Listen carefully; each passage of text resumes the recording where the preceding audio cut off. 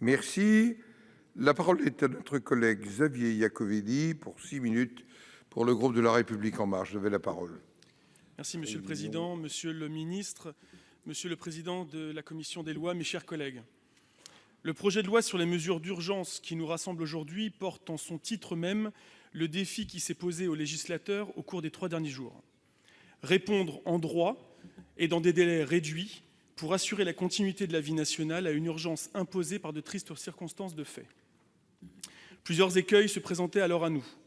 Confondre précipitation et réactivité et être pris de démangeaison législative, pour reprendre la terminologie assez éclairante de Guy Carcassonne. Ou encore analyser l'urgence par opposition à la situation normale, celle où le respect des règles et les considérations de droit s'imposeraient parce qu'on a le temps. Mes chers collègues, je suis fier aujourd'hui de m'exprimer au nom de mon groupe sur ce texte qui est le fruit d'un accord en commission mixte paritaire, car j'ai justement la conviction que nos travaux ont permis, dans leur construction et dans l'approche choisie dès leur ouverture, d'éloigner ces écueils.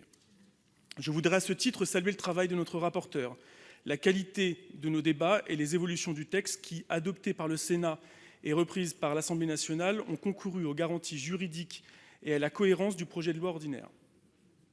Je pense notamment au report de l'installation des conseils municipaux élus au complet dès le premier tour, à la clarification des conditions de prorogation des mandats des conseillers municipaux, ou encore à l'assouplissement des modalités de réunion des assemblées délibérantes pendant la crise sanitaire. Je pense également à l'extension des prérogatives du Premier ministre pour la mise à disposition de certains médicaments et pour le contrôle des prix de produits nécessaires à la lutte contre l'épidémie, ainsi qu'à la déclaration sans délai de l'état d'urgence sanitaire pour 2 mois. Cette disposition dérogatoire assortie de garanties donnera au gouvernement les moyens de poursuivre l'action qu'il mène pour faire face à l'urgence collective. De même, je veux particulièrement saluer, chers collègues, les travaux de la commission mixte paritaire qui ont permis de dépasser nos points de divergence. Ils s'inscrivent dans la continuité du traitement de l'urgence tel que je l'évoquais, non pas par la précipitation, le renoncement à la nuance ou au débat, mais bien, au contraire, par la responsabilité et la permanence de l'état de droit, à travers une conciliation plurielle entre les nécessités de l'urgence, la protection des libertés fondamentales et la préservation des droits sociaux.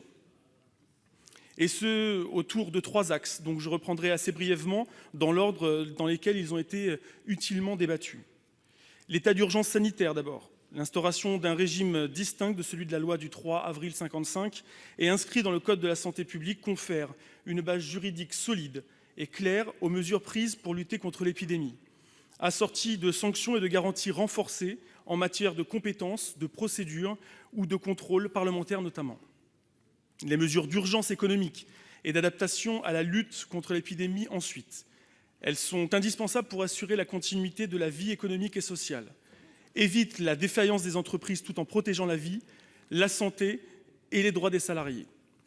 Le périmètre de ces mesures a d'ailleurs été utilement précisé pour, par exemple, renvoyer à un accord collectif de branche ou d'entreprise la possibilité de réduire les délais de fixation des dates de congés payés par l'employeur, limitées pour une durée de 6 jours. Je pense également aux 300 milliards de garanties d'État pour les prêts de trésorerie aux entreprises, les 45 milliards de soutien aux entreprises, notamment avec la suspension des principaux impôts, le report des charges sociales, le chômage partiel et un fonds de solidarité pour les TPE. Ces ordonnances, et je veux le souligner ici, auront également pour objet de protéger les plus vulnérables, et notamment les personnes en situation de pauvreté, dont le dénuement et la solitude risquent d'être aggravés par la crise sanitaire. Je pense à l'allongement de la trêve hivernale ou à la suspension également du jour de carence. S'agissant enfin des dispositions électorales et notamment des modalités de report du second tour, je ne m'éterniserai pas sur ce point, mais l'accord auquel a abouti la CMP sur l'échelonnement des opérations du scrutin semble équilibré et pertinent. Le dépassement constructif du désaccord initial illustre bien, là encore, l'esprit de conciliation qui a présidé dans ce temps d'urgence à la tenue des débats parlementaires.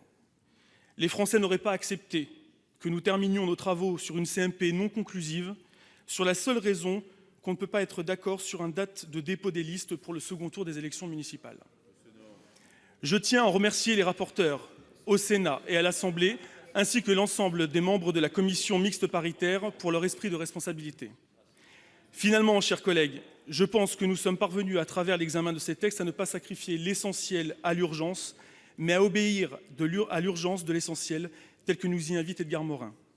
Cet essentiel, il réside dans la permanence, celle de l'état de droit, qui doit faire l'objet d'une vigilance éclairée dans les périodes et les temporalités troublées par l'urgence, et qui s'exprime notamment à travers le contrôle du Parlement.